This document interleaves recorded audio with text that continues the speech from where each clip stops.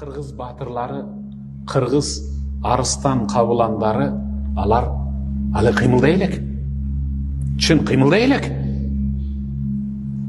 Ошол арыстан кабыландар ушул жамаат, кыргыз эли өзү. Анткени биз жөнүндө пайгамбар 14,5 кылым мурда "Утрукул атра кама таракукум". Ой, бул түрк деген калк бар. Түрк деген журт бар.